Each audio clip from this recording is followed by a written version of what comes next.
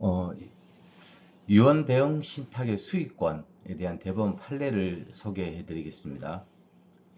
요즘 많이 뜨고 있죠. 은행이나 증권에서, 그 다음에 신탁사에서 많이 활용하는 방법입니다. 사건 교회 한번 볼게요. 2019년 12월 19일에 고모죠. 원고는 조카고요. 그 다음에 이제 고모가 은행, 이 수탁자가 되겠습니다. 은행하고 신탁 계획을 체결하고, 신탁 계약 체결하면 이제 소유권 이전 되겠죠. 그죠? 요건 이제 비과세. 그 다음에, 고모가 이제 은행과 신탁 계획 체결할 내용을 보면, 생전에는 자기 자신이 사용을 하고, 사망 이후에 이 조카와 조카 가족들에게 분배하는 그런 신탁 계약을 체결합니다. 그 내용은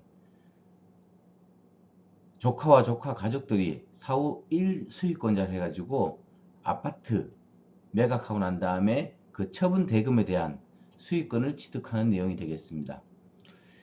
2020년 3월 12일 날 원고의 고모는 이제 사망하게 되고, 이 수탁자 은행은 고모가 살던 아파트를 이제 20억 원에 제3자에게 매도를 합니다.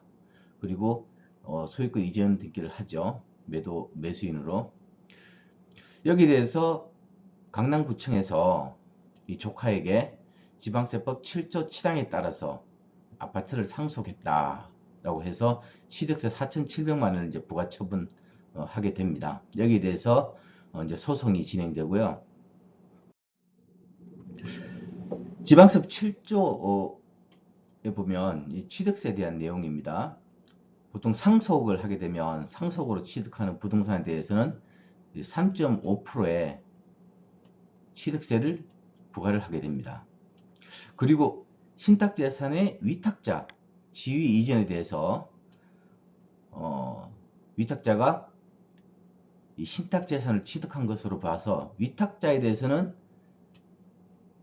취득세를 부과하고 있습니다. 여기에 대한 대법원 판례도 있죠. 그죠? 이러한 위탁자는 새로운 위탁자죠. 그죠? 위탁자는 위탁자의 지위만을 취득하는 것이 아니고 신탁재산 이 자체를, 이 부동산을 취득한 것으로 간주한다. 그래서 여기에 대한 취득세는 부과하고 있습니다. 판결 요지를 보시면 신탁법 59조에는 유언 대용 신탁의 내용이 있습니다. 그 내용을 보면 위탁자가 사망하게 되면 수익자가 될 자로 지정된 자는 신탁 수익권을 가지게 됩니다. 이 수익권을 가지게 되는데, 신탁재산 원본인 부동산인 경우에는 이 부동산을 취득하게 돼서 취득세를 부과하게 됩니다. 그런데 이 원본인 부동산을 매각해서 그 대금을 취득할 때는 또 어떻게 될까요? 그러면 신탁재산의 처분 대금 등과 같은 금전의 지급을 청구할 수 있는 권리, 아파트를 매각하고 그 대금을 조카들이 받게 되는데, 여기에 대해서는 부동산이 아니잖아요. 그죠? 부동산이 아닌 이 처분 대금을 받게 됩니다. 처분 대금을. 이럴 때 취득세를 납부하게 되는가? 여기에 대한 판결이 됩니다. 그래서 결국은 대법원은 수익자는 신탁재산인 부동산을 취득하였다고 볼 수 없죠. 이건 취득세 대상의 이 취득 대금, 금전은 취득세의 부과 대상이 아닙니다. 그래서 결국에는 이 아파트에 대한 취득세 부과는 위법하다는 그런 결론이 나오게 됩니다.